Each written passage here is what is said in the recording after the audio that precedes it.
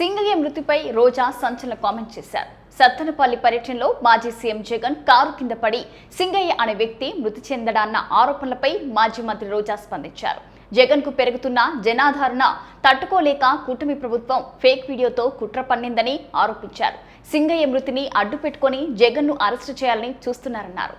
మీరిచ్చిన ఆ వీడియో ఏదైతే 36 సెకండ్లు ఉందే, మరి దాని ముందుది దాని వెనకది ఎందుకు వీడియో లేదు?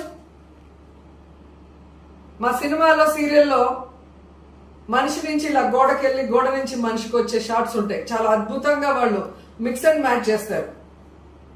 అలాగా మీరు జగన్ గారు convoy car, black car door కింద మనిషి, మళ్ళీ అక్కడి నుంచి బ్లాక్ కారు డోర్కి వచ్చి మళ్ళీ వస్తారు. ఇది ఎక్కడైనా జరిగే పనే ఉందా?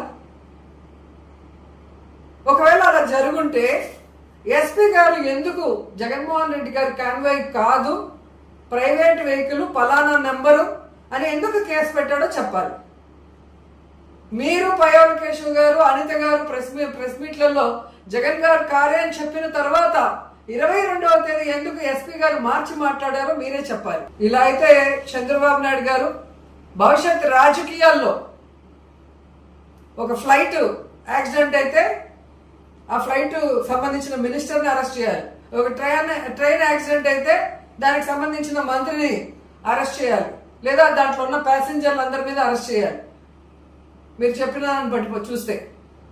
సో పక్కన ప్రయాణం చేస్తున్న వ్యక్తి మీద కేసు పెట్టడానికి ఈరోజు లేని దాన్ని సృష్టించి మరీ బురద చల్లి జగన్ గారికి మానవత్వం లేదు అంటే ఈ రాష్ట్ర ప్రజలు నమ్మే పరిస్థితి లేదు.